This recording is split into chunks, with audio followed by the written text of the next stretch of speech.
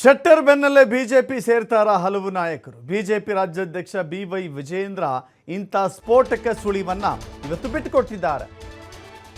ಲಕ್ಷ್ಮಣ ಸವದಿ ದೈಹಿಕವಾಗಿ ಅಲ್ಲಿದ್ದಾರೆ, ಮಾನಸಿಕವಾಗಿ ಬಿಜೆಪಿಲಿದ್ದಾರೆ. ಇನ್ನು ಯಾವ್ಯಾವ ನಾಯಕರು ಬರ್ತಾರೋ ಕಾದ್ ನೋಡಿ. ಹೊಸ ಬಾಂಬ್ ಸಿಡಿಸಿದ್ದಾರೆ ಬಿಜೆಪಿಯ ರಾಜ್ಯಾಧ್ಯಕ್ಷ BY ವಿಜಯೇಂದ್ರ. ತಾವಾಗೇ ಯಾರಾದರೂ ಬಂದರೂ ಕೂಡ ನಾವು ಸ್ವಾಗತ ಮಾಡ್ತೇವೆ, ಮೊದಲು ಅಲ್ಲಿರೋರನ್ನ ಕಾಂಗ್ರೆಸ್ ಪಕ್ಷ ಉಳಿಸ್ಕೊಳ್ಳಿ ಅಂತ ಹೇಳಿ ವಾಗ್ದಾಳಿ ಮಾಡಿದ್ದಾರೆ ವಿಜಯೇಂದ್ರ.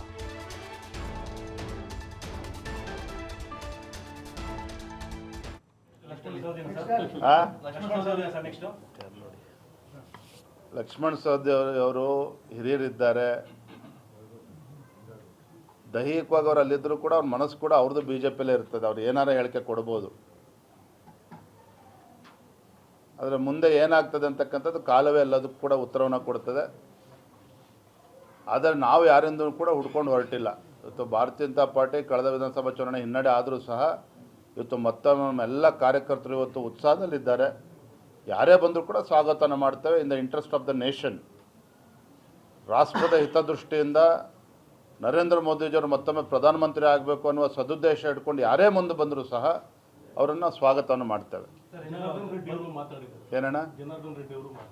ಇಲ್ಲಪ್ಪ, ಚರ್ಚೆ ಮಾಡ್ತೇವೆ. ಮತ್ತಷ್ಟು ಮಾಹಿತಿ ನಮ್ಮ ಪ್ರತಿನಿಧಿ ನವೀನ್ ಕೊಡ್ತಾರೆ. ನವೀನ್, ಒಂದು ಕಡೆ ಲಕ್ಷ್ಮಣ ಸವದಿ ಕೂಡ ಕಾಲಾಯ ತಸ್ಮಯೇ ನಮಃ ಅಂತ ಹೇಳ್ತಾ ಇದ್ದಾರೆ, ವಿಜಯೇಂದ್ರ ಕೂಡ ಕಾಲವೇ ಎಲ್ಲದಕ್ಕೂ ಉತ್ತರ ಕೊಡುತ್ತೆ ಅಂತ ಹೇಳ್ತಿದ್ದಾರೆ. ಯಾವ ಕಾಲಕ್ಕೋಸ್ಕರ ಇವ್ರು ಕಾಯ್ತಾ ಇದ್ದಾರೆ ಅಂತ?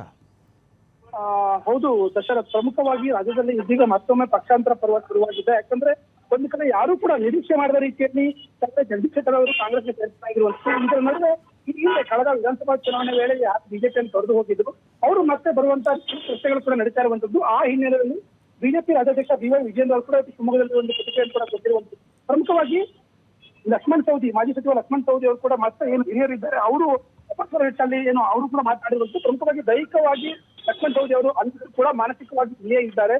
ಹಾಗಾಗಿ ನಾವು ಯಾರ ಹಿಂದೆ ಕೂಡ ಹೋಗ್ತಾ ಇಲ್ಲ, ತಾವಾಗಿಯೇ ಬಂದ್ರೆ ನಾವು ಕೂಡ ಸ್ವಾಗತವನ್ನ ಮಾಡ್ತೇವೆ. ಹಾಗಾಗಿ ಈ ಒಂದು ಪಕ್ಷಕ್ಕೆ ಯಾರು ಬರ್ತಾರೆ ಅಂತ ಹೇಳಿ ಕಾಲವೇ ಉತ್ತರನ ಕೊಡುತ್ತೆ ಮಾತನ್ನ ವಿಜಯೇಂದ್ರ ಪ್ರಮುಖವಾಗಿ ಹೇಳಿರುವಂತದ್ದು. ಪ್ರಮುಖವಾಗಿ ದೇಶದ ಭವಿಷ್ಯ ದೃಷ್ಟಿಯಿಂದ ಮೋದಿಯವರು ಮತ್ತೊಮ್ಮೆ ಪ್ರಧಾನಿ ಆಗ್ಬೇಕನ್ನೋ ಕಾರಣಕ್ಕಾಗಿ ಎಲ್ಲಾ ನಾಯಕರುಗಳು ಕೂಡ ಒಪ್ಪಿ ಬರ್ತಾ ಇದ್ದಾರೆ. ನಾವು ಯಾರನ್ನ ಕೂಡ ಅಪೋಚನ ಮಾಡ್ತಾ ಇಲ್ಲ, ಪ್ರಮುಖವಾಗಿ ಎಲ್ಲರೂ ಕೂಡ ಅವರಾಗೆ ಬರ್ತಾರೆ. ಕಾಲವೇ ಎಲ್ಲಕ್ಕೂ ಕೂಡ ಉತ್ತರವನ್ನ ಕೊಡುತ್ತೆ. ಪ್ರಮುಖವಾಗಿ ಕಾಂಗ್ರೆಸ್ ನಾಯಕರು ಅವರ ಶಾಸಕರನ್ನ ಉಳಿಸುವಂತ ಕೆಲಸವನ್ನ ಮಾಡ್ಲಿ ಅಂತ ಹೇಳಿ ತಿರುಗೇಟ್ ಕೊಡೋ ಕೆಲಸವನ್ನ BY ವಿಜಯೇಂದ್ರ ಅವರು ಶಿವಮೊಗ್ಗದಲ್ಲಿ ಮಾಡಿರುವಂತದ್ದು. ದಶರಥ್, ಥ್ಯಾಂಕ್ ಯು ನವೀನ್, ನಿಮ್ಮೆಲ್ಲ ಮಾಹಿತಿಗೆ.